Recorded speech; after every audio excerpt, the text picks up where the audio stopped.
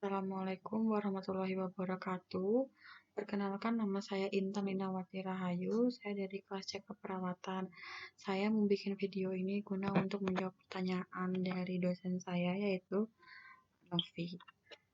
Sebelumnya saya akan membacakan dulu pertanyaannya. Pertanyaan yang pertama itu ada sistem informasi berbasis komputer merupakan kebutuhan wajib bagi berbagai bidang organisasi. Uraikan secara lengkap terkait pengertian sistem informasi, komponen sistem informasi, proses dalam sistem informasi beserta contohnya. Saya uraikan satu-satu terlebih dahulu. Yang pertama itu ada pengertian sistem informasi. Pengertian sistem informasi menurut Yakub 2012 merupakan sistem informasi yaitu kombinasi teratur dari orang-orang, perangkat lunak, perangkat keras, jaringan komunikasi, dan sumber daya yang mengumpulkan, mengubah, dan menyebarkan informasi dalam sebuah organisasi. Selain itu, sistem informasi adalah kombinasi atau gabungan dari orang-orang, perangkat lunak atau hardware, software, dan sumber daya data yang mampu mengumpulkan, mengolah, mengubah, dan menyebarkan informasi dalam sebuah organisasi.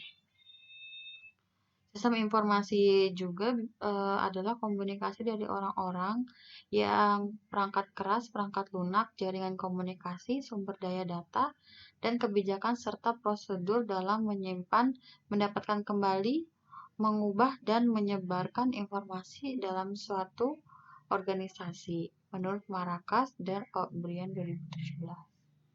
Kemudian komponen dalam sistem informasi yang pertama itu ada komponen input. Input mewakili data yang masuk ke dalam sistem informasi. Input di sini termasuk metode dan media untuk menangkap data yang akan dimasukkan yang dapat berupa dokumen dasar.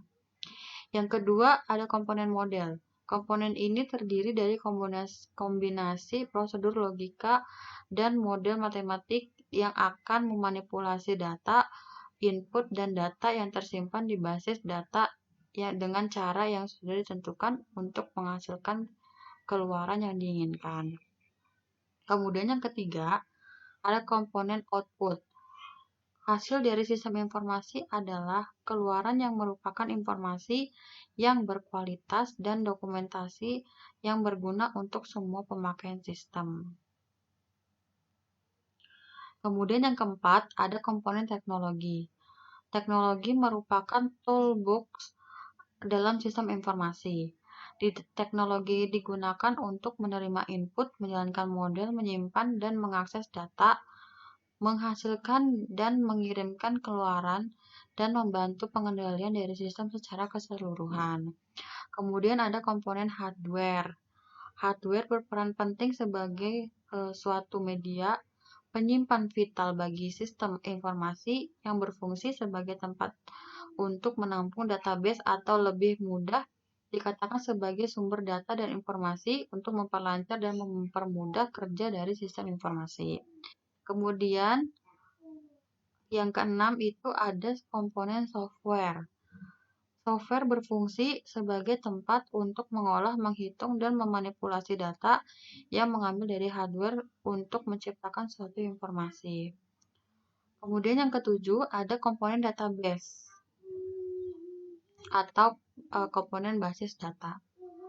Merupakan kumpulan data yang saling berkaitan dan berhubungan satu dengan yang lain, tersimpan di perangkat keras komputer dan menggunakan perangkat lunak untuk memanipulasinya. Data tersebut perlu disimpan dalam basis data untuk keperluan penyediaan informasi lebih lanjut. Data di dalam basis data perlu diorganisasikan sedemikian rupa supaya informasi yang dihasilkan berkualitas. Organisasi basis data yang baik juga berguna untuk efisiensi kapasitas penyimpanannya. Basis data diakses atau dimanipulasi menggunakan perangkat lunak, paket yang disebut DBMS atau Database Management System.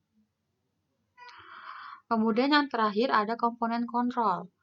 banyak hal yang dapat merusak sistem informasi seperti bencana alam, api, temperatur, air, debu, kekurangan-kekurangan, kegagalan-kegagalan sistem itu sendiri, ketidakefisien database, dan lain sebagainya.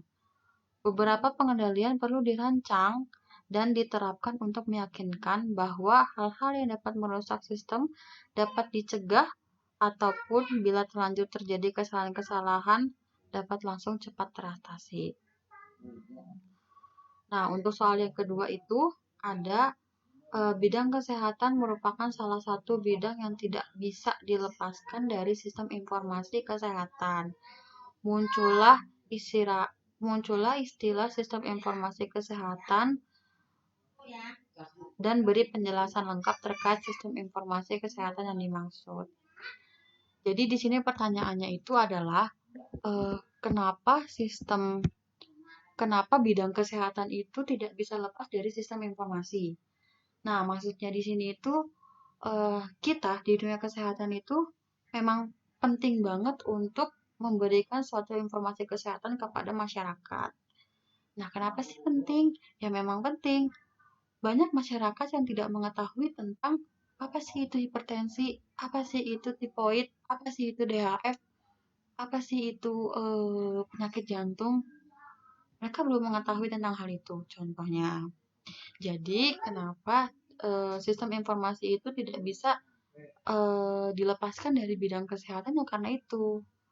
Banyak orang-orang yang tidak mengerti tentang penyakit-penyakit tertentu. Jadi adanya sistem informasi itu ya untuk memberikan informasi kepada masyarakat agar masyarakat tuh tahu bahwa penyakit hipertensi itu disebabkan oleh ini. Penyakit DHF itu disebabkan oleh ini. Pencegahannya seperti ini.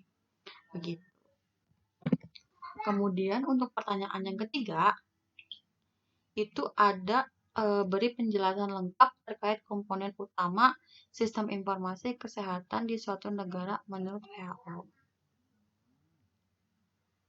Sebentar ya.